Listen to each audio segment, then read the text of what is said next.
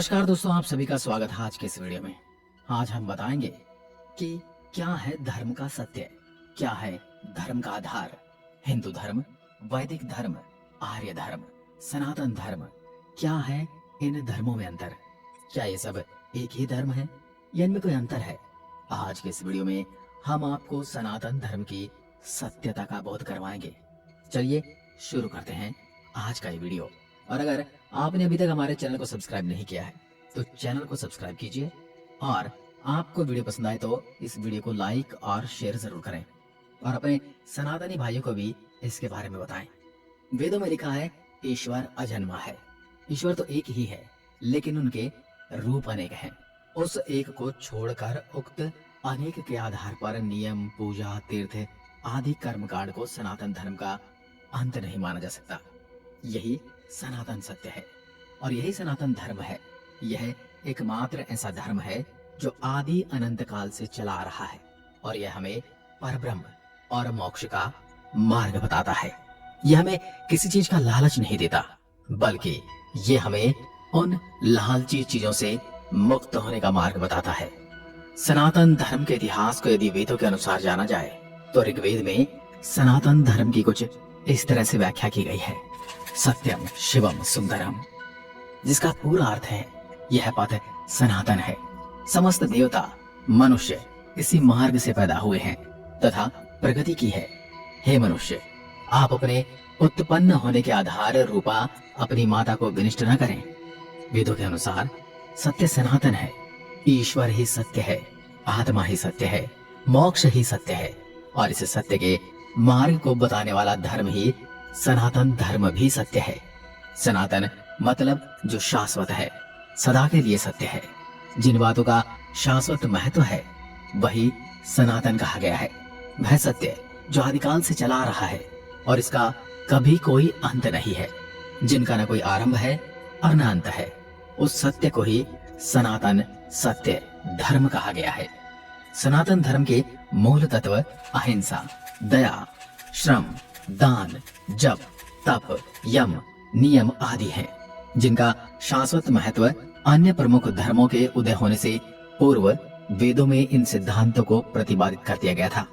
वैदिक या हिंदू धर्म को इसलिए सनातन धर्म कहा जाता है क्योंकि यह एकमात्र धर्म है जो ईश्वर, आत्मा और मोक्ष को तत्व और ध्यान से जानने का मार्ग बताता है। मोक्ष की परिभाषा इसी धर्म की देन है। एक निष्ठता, ध्यान, मौन और तप सहित यम नियम के अभ्यास और जागरण का मोक्ष मार्ग है।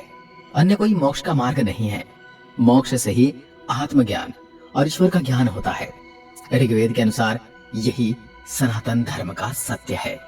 सनातन धर्म के इतिहास में 108 उपनिषद हैं। इनमें से एक बृहदारण्यक उपनिषद की हम बात करते हैं। इसमें लिखा है अस्तो माह सद्गमय, तमसो माह ज्योतिर्गमय, मृत्योर्मा अमृतम गमय। अर्थात हे ईश्वर, मुझे असत्य से सत्य की ओर ले चलो, अंधकार से प्रकाश की ओर ले चलो, मृत्यु से अमृत की ओर ले चलो। जो लोग उस परम तत्व पर ब्रह्म परमेश्वर को नहीं मानते हैं वे असत्य में गिरते हैं। असत्य से मृत्युकाल अनंत अंधकार में पड़ते हैं। उनके जीवन की गाथा भ्रम और भटकाव की ही गाथा सिद्ध होती है। वो कभी अमृत को प्राप्त नहीं करते हैं।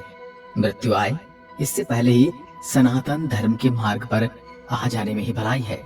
अन्यथा अनंत योनियों में भटकने के बाद प्रलय काल के अंधकार में पड़े रहना पड़ता है। ऐसा हमारे बृहदारण्यक के उपनिषद में लिखा है। इन्हें 108 उपनिषदों में से एक उपनिषद है और जिसे ईश उपनिषद के नाम से भी जाना जाता है। इसमें लिखा है सत्य 2 धातु से मिलकर बना है, सत और तत्। सत का अर्थ है यह और तत् का अर्थ है वह, दोनों ही सत्य हैं। अहम ब्रह्मास्मि तत् वामसि, मतलब मैं ही ब्रह्म हूँ और तुम ही ब्रह्म हो। ये संपूर्ण जगत ब्रह्ममय है। ब्रह्म पूर्ण है, ये जगत भी पूर्ण है। पूर्ण जगत की उत्पत्ति पूर्ण ब्रह्म से हुई है। पूर्ण ब्रह्म से पूर्ण जगत की उत्पत्ति होने पर ही ब्रह्म और पूर्णता में न्यूनता नहीं आई, वह शेष रूप में भी पूर्ण ही रहता है। और यही सनातन धर्म सत्य है, जो सत्य सदा सर्वदा निर्लिप्त, निरंजन, निर्विकार और सदैव स्वरूप में स्थित रहता है उसे सनातन शाश्वत सत्य कहते हैं। वेदों का ब्रह्म और गीता का स्थित प्रज्ञ ही शाश्वत सत्य है। जड़, प्राण, मन, आत्मा और ब्रह्म शाश्वत सत्य की श्रेणी में आते हैं। सृष्टि व ईश्वर अनादि, अनंत, सनातन और सर्वभूपी हैं। दोस्तों, आपको हमने बताया कि सनातन धर्म का अर्थ है शाश्वत या सत्य। जो सत्य है वही सनातन है और इसी को सनातन धर्म कहते हैं। तो अगर हम बात करें सनातन धर्म से जुड़े जड़ तत्व की, तो वो ये है आकाश, वायु, जल, पृथ्वी और अग्नि, जिन्हें हम देख सकते हैं, जिन्हें हम आभास या महसूस कर सकते हैं और जिनको अभिभूत कर सकते हैं। तो यही शाश्वत सत्य की श्रेणी में भी आते हैं। यह अपना रूप बदल सकते हैं लेकिन समाप्त नहीं होते। प्राण की भी अपनी अवस्थाएं हैं। प्राण, अपान, समान और यम। ज्ञानी लोग ब्रह्म को निपुण और सगुण कहते हैं। उक्त सारे भेद तब तक विद्यमान रहते हैं जब तक कि आत्मा मोक्ष प्राप्त न कर ले। यही सनातन धर्म का सत्य है। अभी तक आपने जाना कि सनातन धर्म क्या है और इसकी उत्पत्ति कहां से हुई और इसके साक्ष्य और प्रमाण हमारे पास क्या है। लेकिन हम बात करते हैं हिंदुत्व, आर्यव्रत और वैदिक। इनके नाम क्यों और कैसे रखे गए, इनका इतिहास क्या है, या ये कहें कि इनका रहस्य क्या है।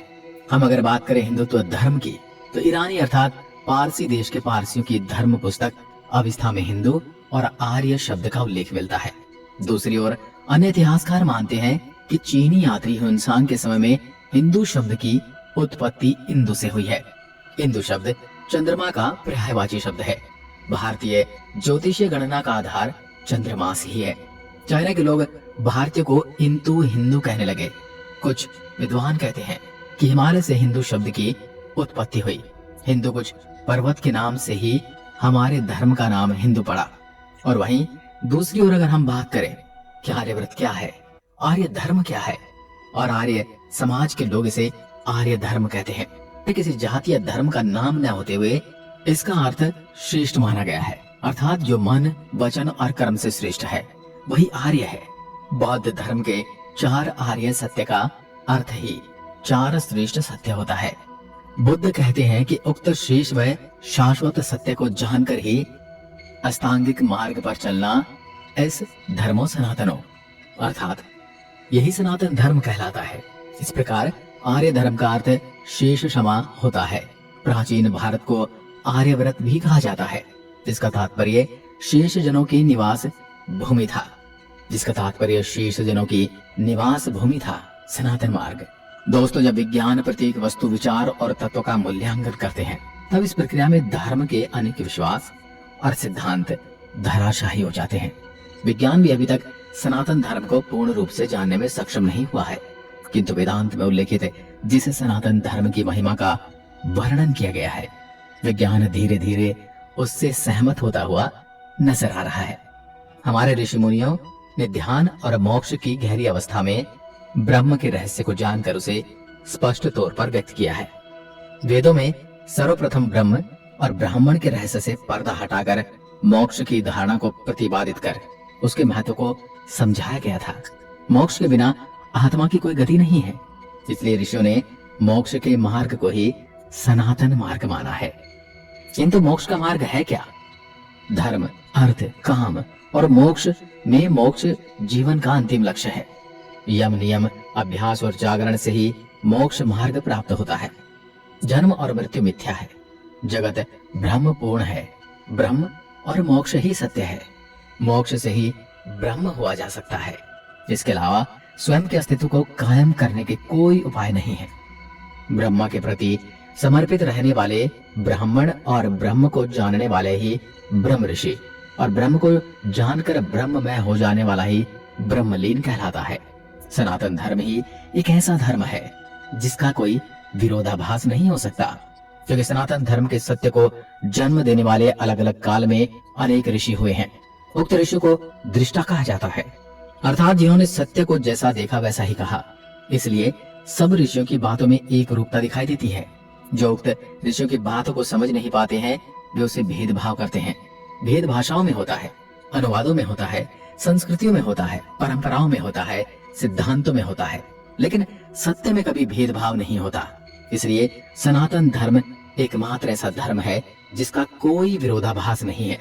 सनातन ही सत्य है और सत्य ही सनातन है। दोस्तों, आज के वीडियो में बस इतना ही।